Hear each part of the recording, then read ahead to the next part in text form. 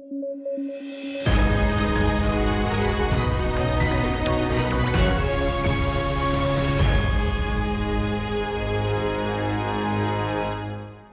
News eight 9 में आपका स्वागत है। सबसे पहले नजर डालते हैं आज की हेडलाइंस पर। 16 अक्टूबर को मना विश्व खाद्य दिवस। वर्ल्ड फूड प्राइज से नवाजी गई सिंथिया रोजनविक। भारत के कई दिग्गजों को मिला है यह सम्मान। One nation one fertiliser scheme हुई लॉन्च। एक ब्रांड भारत तले मिलेंगे फर्टिलाइजर्स। सरकार कंपनियों को देती है सब्सिडी। और मणिपुर ने जनसंख्या नियंत्रण पर लिया बड़ा निर्णय। 4 से ज्यादा बच्चों वाले परिवारों को नहीं मिलेगी सरकारी सेवाएं। दुनिया का दूसरा सबसे ज्यादा जनसंख्या वाला देश है भारत। बात करते हैं न्यूज पर विस्तार से। बीते 16 अक्टूबर को विश्व खाद्य दिवस मनाया गया था। इस साल की theme leave no one behind रखी गई। 16 अक्टूबर 1945 के दिन FAO यानी विश्व खाद्य संगठन की स्थापना की गई थी। इसका मुख्यालय इटली के रोम में है। FAO यूनाइटेड नेशंस की एक स्पेशलाइज्ड एजेंसी है जो कि दुनिया भर में भूख को मिटाने के उपाय करती है।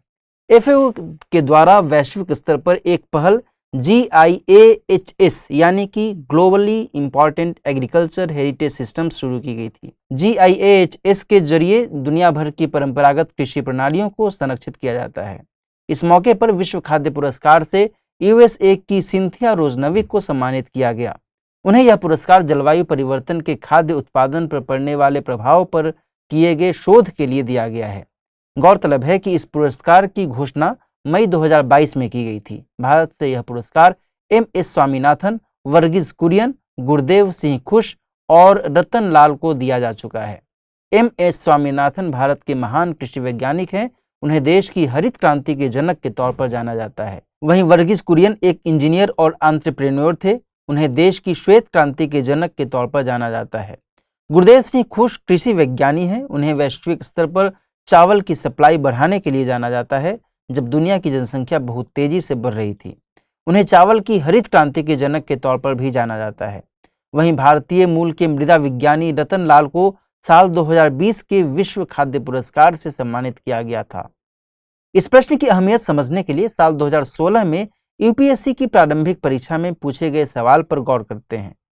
सवाल था, FAO पारंपरिक कृषि प्रणालियों को सार्वभौमिक रूप से महत्वपूर्ण कृषि विरासत प्रणाली ग्लोबली इंपॉर्टेंट सिस्टम GIAHS की हैसियत प्रदान करता है।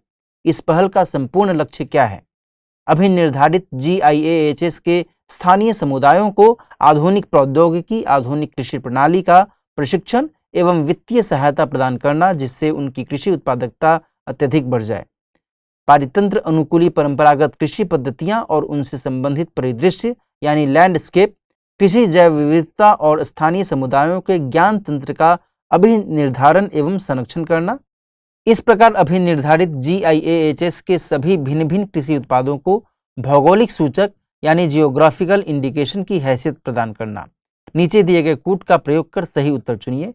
केवल 1 और 3, केवल 2, केवल 2 और 3, 1, 2 और 3। इस प्रश्न का जवाब भी कमेंट बॉक्स में लिखिएगा। बढ़ते हैं अगले समाचार की तरफ। PM मोदी ने फर्टिलाइजर्स के लिए एक ब्रांड भारत लॉन्च किया है।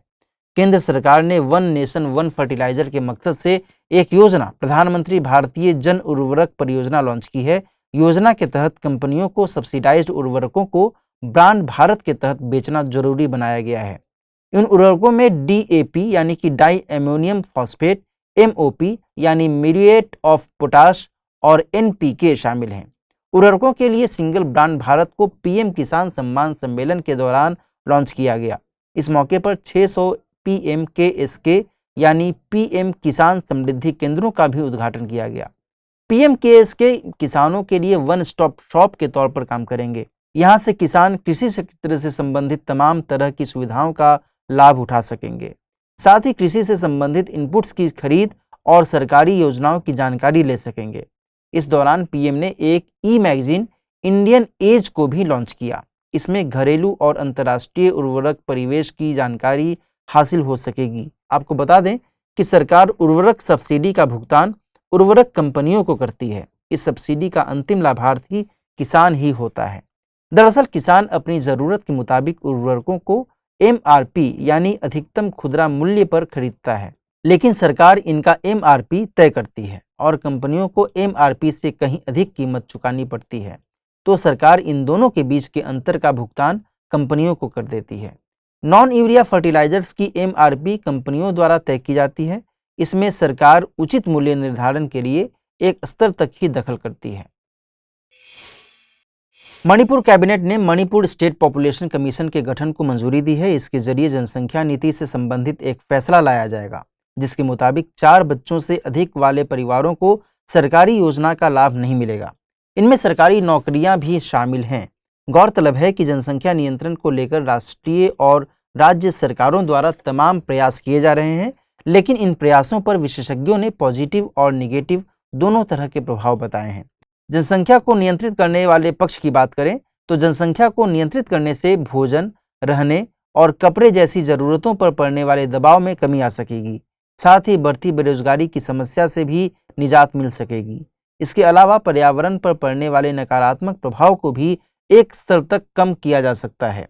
वहीं जनसंख्या को नियंत्रित करने के विपक्ष में दिए जाने वाले तर्क अलग कहानी कहते हैं। मसलन वर्किंग एज पॉपुलेशन कम होगी, पहले से ही कम हो रही कुल प्रजनन दर पर नकारात्मक प्रभाव पड़ेगा। इसके अलावा बच्चे के तौर पर पहले से ही बालक शिशु को प्राथमिकता दी जाती है। अगर जनसंख्या नियंत्रण सख्त हुआ तो कन्या भ्रूण हत्या में इजाफा होने की संभावना है। आपको बता दें कि भारत दुनिया में जनसंख्या के मामले में दूसरे स्थान पर है। वहीं दुनिया के क्षेत्रफल में भारत की हिस्सेदारी 2.45% की है। आंकड़ों के मुताबिक भारत 2023 तक दुनिया में सबसे ज्यादा जनसंख्या वाला देश बन जाएगा। ऐसे में जनसंख्या नियंत्रण संबंधित प्रावधानों की जरूरत जान पड़ती है। बीते दिनों कुछ एक्सरसाइजेज चर्चा में रही हैं। इनमें प्रस्थान, पावर एक्स और इप्सामार शामिल हैं। प्रस्थान एक्सरसाइज का आयोजन ईस्टर्न नेवल कमांड के द्वारा किया गया था।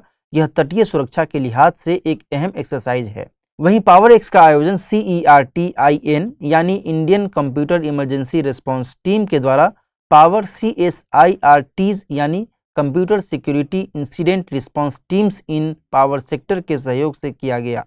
यह एक साइबर सिक्योरिटी एक्सरसाइज है। इसके अलावा इप्सामार भारत, ब्राजील और दक्षिण अफ्रीका के बीच एक ज्वाइंट मिलिट्री एक्सरसाइज है। इसका आयोजन 10 से 12 अक्टूबर के बीच दक्षिण अफ्रीका में किया गया। आज के बुलेटिन पर आधारित सवाल पर गौर करते हैं। पहला सवाल है, इंडियन एज एक ई मैगजीन है। यह किस विषय से संबंधित जानकारी उपलब्ध कराती है? भारतीय सेनाओं से, उर्वरकों से, खनिजों से या फिर भूविज्ञान से? दूसरा सवाल है, खाद्य एवं कृषि संगठन FAO के संदर्भ में निम्नलिखित कथनों पर विचार कीजिए। पहला कथन, यह दुनिया का सबसे बड़ा मानवीय संगठन है जो कि भूख मिटाने के प्रयास करने के साथ खाद्य सुरक्षा को बढ़ावा देता है। दूसरा कथन, यह संयुक्त राष्ट्र यानी UN की एक विशेष एजेंसी है। तीसरा कथन, इसने वैश्विक रूप से महत्वपूर्ण globally important agriculture heritage system यानी GIAHS की शुरुआत की। ऊपर दिए गए कथनों में से कौन सा ऐसे सही है या फिर है? केवल 1 और 3, केवल 2 और 3, केवल 2, 1, 2 और 3। पिछले बुलेटिन पर आधारित प्रश्न था, किस देश ने पर्यटकों पर सस्टेनेबल डेवलपमेंट फीस का प्रावधान किया है? नेपाल, श्रीलंका, मालदीव या फिर भूटान? सही जवाब है ऑप्शन डी, यानी भूटान ने पर्यटकों पर सस्टेनेबल डेवलपमेंट फीस का प्रावधान किया है। दूसरा सवाल था, निम्नलिखित कथनों पर विचार कीजिए। कथन 1, व्हाइट रेनबो एक रेयर फेदर फिनोमेना है। कथन 2, पोस्टल इंडेक्स नंबर को 15 अगस्त 1972 से शुरू किया गया था। नीचे दिए गए कूटों का प्रयोग कर सही कथन या कथनों का चुनाव कीजिए। केवल 1, केवल 2, 1 और 2 दोनों, न तो 1 और न ही 2। सही जवाब है ऑप्शन सी, 1 और 2 दोनों। यदि ये बुलेटिन आपको पसंद आ रहा है तो इसे अपने दोस्तों के साथ साझा करें। साथ ही चैनल को लाइक, शेयर और सब्सक्राइब करना न भूलें। आप अपना ख्याल रखिए। कल रात 9 बजे फिर मिलते हैं कुछ जरूरी खबरों के साथ। Bye bye.